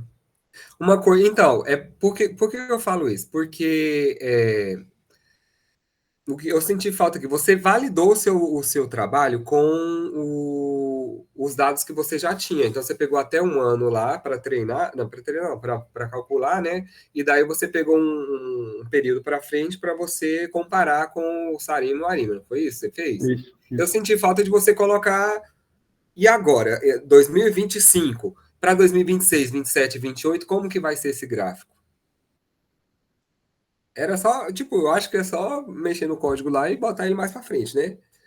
Que daí para a gente também, tipo, eu sei que não tem como a gente validar isso, mas para a gente ver como é que ele vai se comportar nos próximos anos, certo? Se eu pegar os dois últimos anos, por exemplo, se eu pegar os anos aqui de 2000 e... Qual foi o último que você colocou aqui? 2016. 2016. O de 2016, se eu colocar até o ano de 2016, para 2017, de 18 e 19, por exemplo, como que vai ser? Se eu pular um ano para trás e colocar mais para frente, como que vai ser? Vai modificar? Por que eu estou falando isso? Porque o seu trabalho é exatamente falar sobre essas mudanças climáticas que vão ocorrendo. Então, se você coloca, por exemplo, 2025 e faço a ARIMA com todos os dados que eu tenho até 2025 e faço a ARIMA para 2026, ele vai estar de um jeito. O ano que vem, quando eu chegar no mesmo período, e aí eu já tenho os dados de 2026, ele vai melhorar ainda mais. Ele vai pegar o de 2027, já com os dados de 2026, 25, 24, 23 e assim por diante, certo? E aí a gente vai vendo que à medida que vai ficando cada vez mais diferentes os anos, né? O Arima, o Sarima, ele tem que se adaptar a isso, a essa mudança, certo? Mas no seu trabalho não tem como ver isso, porque a gente não tem dados suficientes, né? Eu até falei isso para você, que a gente não tem muitos dados. Mas se você fizer pelo menos essa parte do que não tem, mas pelo menos a previsão para frente, só para a gente ver mais ou menos como que ele se comportaria sem os dados mesmo, só para Uhum. a previsão, né, que a gente tem para frente, É. que é o objetivo do seu trabalho, né? Você tem que, a sua contribuição é prever futuro de chuva. E aí, mas você não previu isso no trabalho, não tem nenhum resultado que você previu o futuro. Você colocou o que já tinha e validou com o que você também já tinha. Mas seria interessante a gente ver também o que você não tem, que é o resultado do seu trabalho. Igual eu falei, né? Como a gente tem um corte ali, não tem dados entre 2018 e 2021, Aham. então eu até rodei, né? O algoritmo fica meio. Ele acha que não teve chuva durante esse período todo.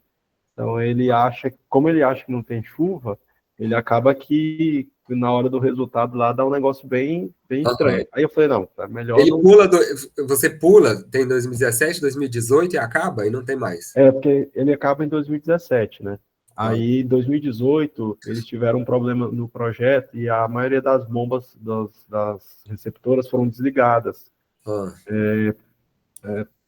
Assim, existia um termo de acordo entre produtores e Natratins e órgãos competentes para poder conseguir essa outorga. E aí, como contrapartida, envolvia fornecer, né, patrocinar e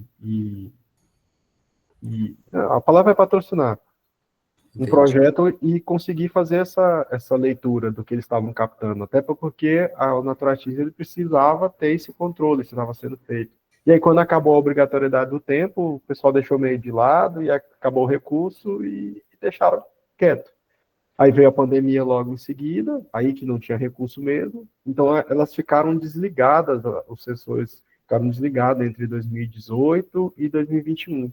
Aí em 2021, final de 2021, algumas, e outras começo de 2022, elas foram religadas. Aí eu tenho esse intervalo, que quando a Aham. gente Mas coloca, isso ele você também polui. nem colocou, né? Você foi só Não, em 2016. porque senão ele ia poluir o resultado, Aham. aí gerar um É, negócio. para a sua dissertação tá ótimo. Você provou que ela funciona, que dá certo, tem um errozinho lá, né? Mas ela consegue ver isso. Mas se você continuar com esse trabalho, o objetivo é você pegar as últimas que tem e prever daqui para frente, né? Porque prever uma coisa que você já sabe não faz muito sentido, né? E aí poderia colocar mais, por exemplo, se você foi até 2016, faz o de 2016. Ah, 2016 não tem problema, teve problema, né?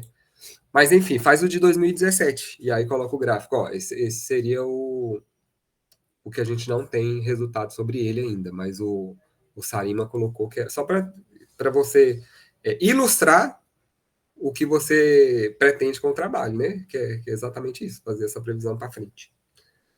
Deixa eu ver se tem mais alguma coisa. Eu acho que eu falei tudo que eu tinha que falar do mais importante. O restante eu já te mandei, que foram aquelas aqui. Mas é mais para você.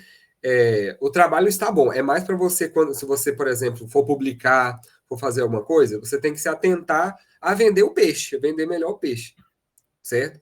Que é a justificativa do trabalho final do negócio. Então, todas as críticas que eu mandei para você por e-mail foram exatamente para você vender melhor o peixe, justificar melhor as suas escolhas, né, no seu trabalho.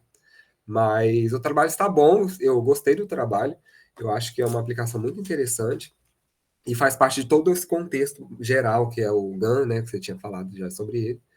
E é bem interessante. Parabéns ao professor, parabéns para você por ter escolhido esse tema. É um tema muito interessante. Eu acho que vai ajudar, sim, a, o pessoal que poderá utilizar dessa ferramenta, né?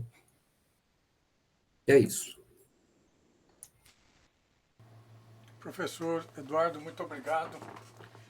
Eu fiquei com vontade danada de falar ouvindo você comentando. Gostei muito, concordo com todas as colocações, tá, que foram apresentadas, tanto por você quanto pela Ana Beatriz. E assim, eu comecei a banca pensando que eu não ia falar nada. Né? Mas assim, eu quero fazer 4 colocações, viu, Frederico? Não vou me alongar muito.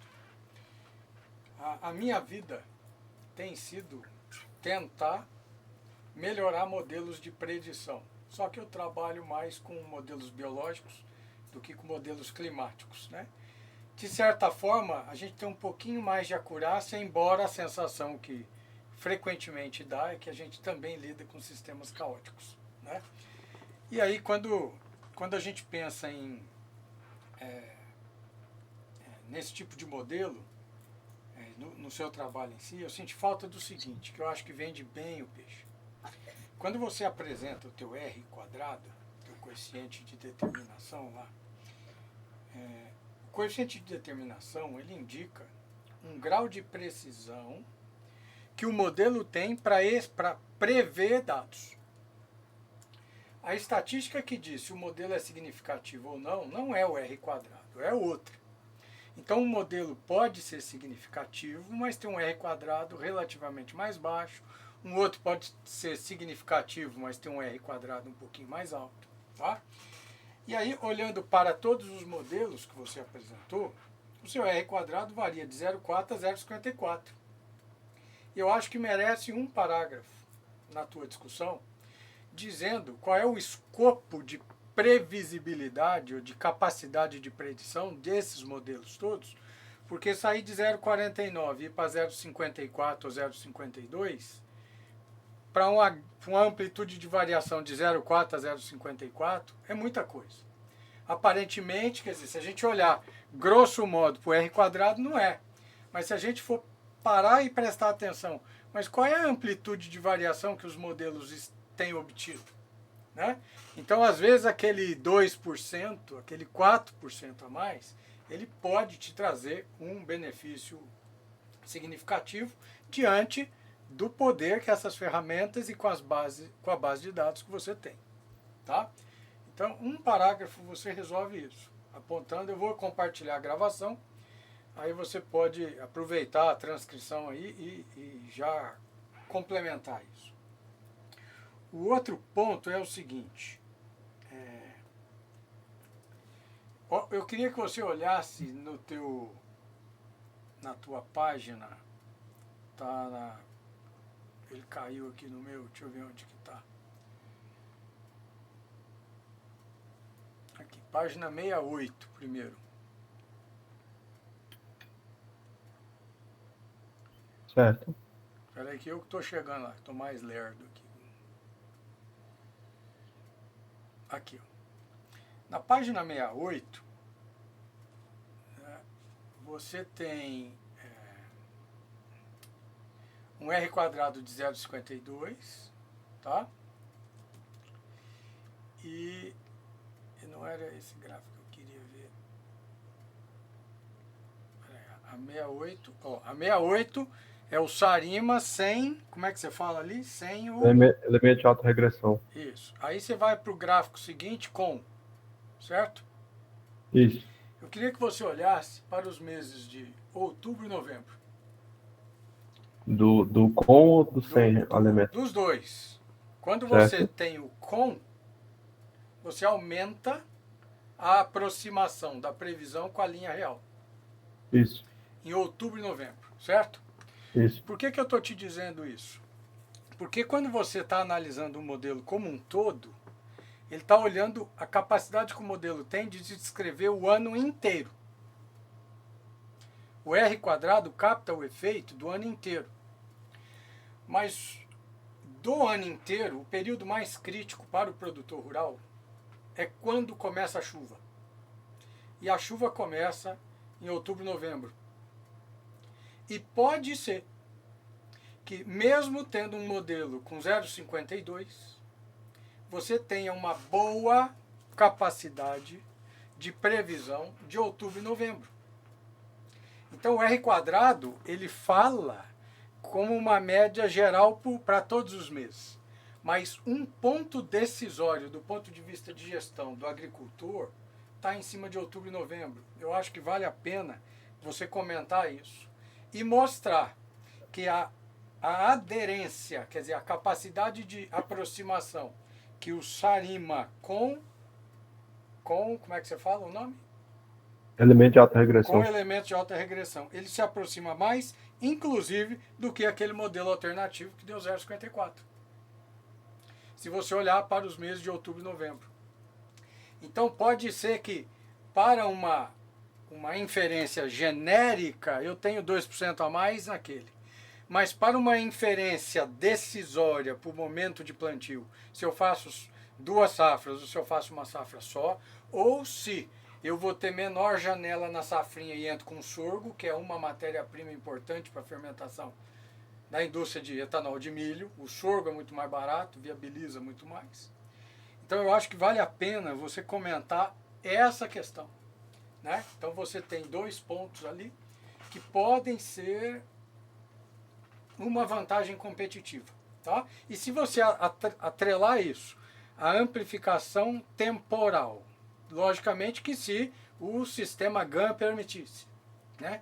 Para tentar verificar se essa capacidade preditiva para outubro e novembro se confirma, eu acho que seria muito bom isso aí. Agora é o seguinte, agora fazendo e ouvindo o que o professor Eduardo colocou, e você falando que teve um problema no sistema GAN, porque ele foi paralisado por vários motivos e tal. Eu acho o seguinte, que nenhum modelo de instalação de sensores de qualquer natureza para montar um banco de dados que não seja proposto atrelado a uma ferramenta prática que entregue o produto final, que é a capacidade preditiva, ele não vai ser percebido como necessário. Por quê? Porque ele minera o dado, ele monta o banco, mas ele não transforma o dado em business, o dado em negócio. Então, uma provocação que eu te faria é a seguinte, e vai na linha do que o professor Eduardo falou. Eu te provocaria a falar se o sistema ainda estiver vigente, parece que não, né?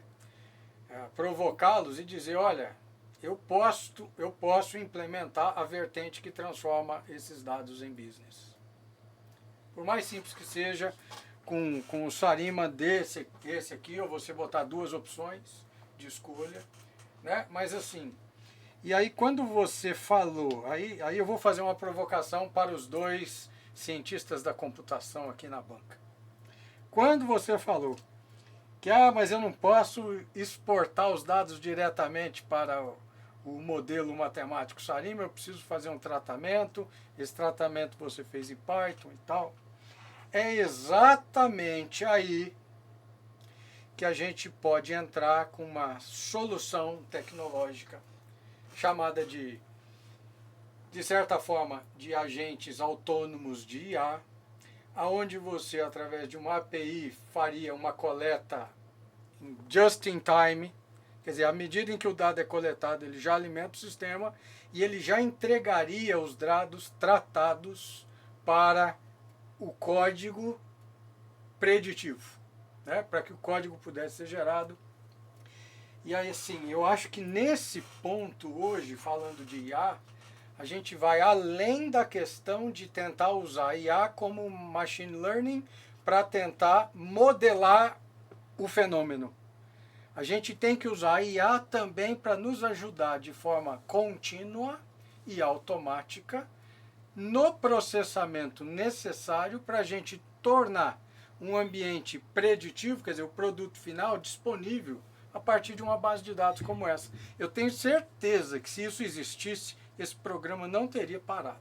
Quer dizer, se todo produtor tivesse acesso a um site onde ele pudesse ver com um certo grau de probabilidade o que o sensor que está na propriedade dele ou na região dele gerou, ele ia pensar duas vezes antes de falar, olha, nossa associação aqui gostaria que esse projeto tivesse continuidade.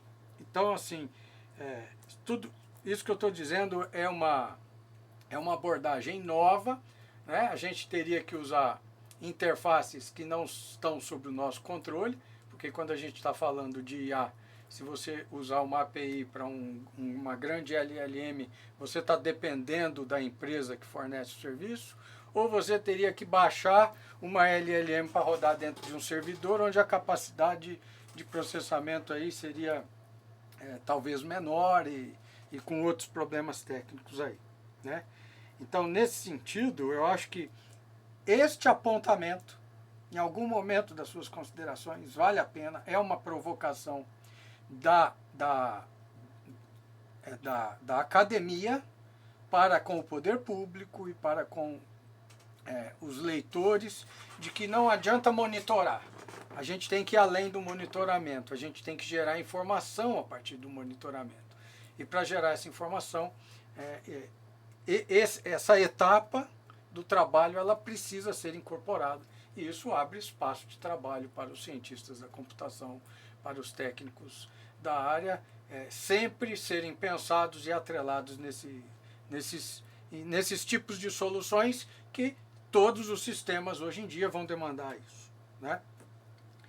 E aí eu queria saber de você, o que você acha disso, como cientista da computação?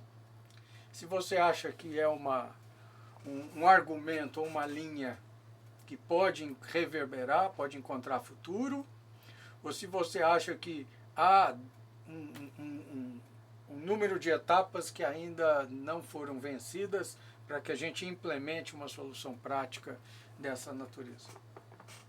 Professor, assim, essa linha de pensamento e essa visão que o senhor colocou, para mim tá fenomenal, é isso, né? Se eu não enxergo, se quem teoricamente patrocina o negócio não enxerga aplicação prática no dia a dia, esquece, ele vai abandonar. Assim, antes de chegar nesse passo, eu queria ter um pouco mais de segurança nesses resultados, por isso que eu sempre estou falando, o próximo passo é ter uma base maior, é enxergar como é que ele se comporta, porque para a gente não dar um tiro no pé, porque sem isso que o senhor falou, de gerar um conhecimento palpável, né, realmente ninguém vai enxergar, não vai dar importância.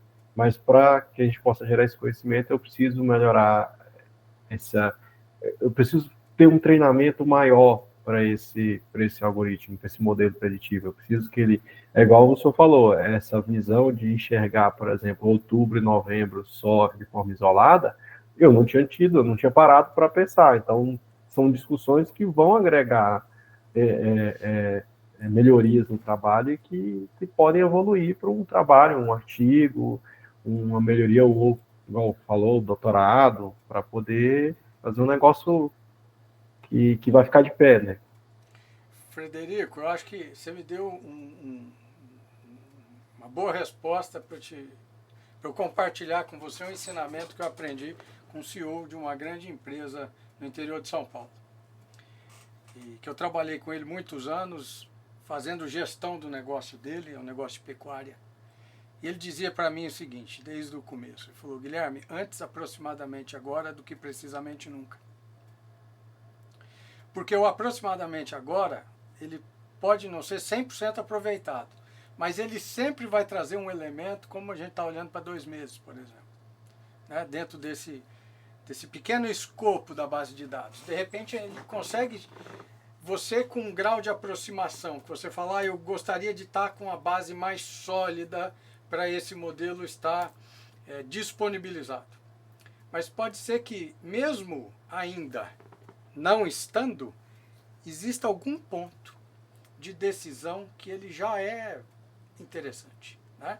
E que ele já capitaliza o patrocínio, quer dizer, a anuência do grupo que financia o processo. Tá? Então eu acho que vale a pena, porque quando a gente coloca isso disponibilizado, lá embaixo a gente coloca que o uso da ferramenta é de inteira responsabilidade do usuário, ou alguma coisa parecida com isso. Quer dizer, você vai jogar a responsabilidade da decisão no colo de quem leu, né? E aí, se ele não tem condição de tomar decisão, ele vai ter que contratar alguém que tenha, né? Para olhar e falar, olha, a gente pode confiar até aqui, né? Mas eu acho que vale a pena, tá? Esse tipo de consideração, eu entendo isso, né? Mas, por exemplo, essa é uma demanda tão gritante que eu conheço pessoas, né? E eu interajo e trabalho com pessoas que me procuram exatamente para embutir dentro de sistemas de banco de dados robustos em agropecuária, modelos preditivos que a gente está longe de ter um modelo extremamente acurado. Mas é o melhor que temos para poder inferir, né? Ou para dar uma sinalização. Então, assim, eu acho que eu não estou dizendo que você tem que sair ou embutir isso na tua dissertação, mas eu acho que como considerações finais, né, que essas preocupações, que essas necessidades, essas vontades da academia, da ciência, né, ela tem que estar materializada na dissertação, dizendo, olha, embora tenhamos uma abordagem estritamente científica nesse momento, a gente enxerga uma necessidade, uma capacidade de criar um mínimo produto viável a partir disso aqui e gerar um senso de percepção que respalde a busca de mais recursos e fundos para financiar projetos desse tipo. Tá bom? Então eu queria te parabenizar, tá? Muito obrigado, professor Eduardo e Ana. Agora nós vamos passar então para a segunda parte. Eu vou fazer o seguinte, como tem muita gente nessa sala, eu vou criar uma salinha paralela, tá bom? E aí eu já vou mandar o link para vocês aqui no chat aqui dessa sala, tá? Só rapidinho aqui.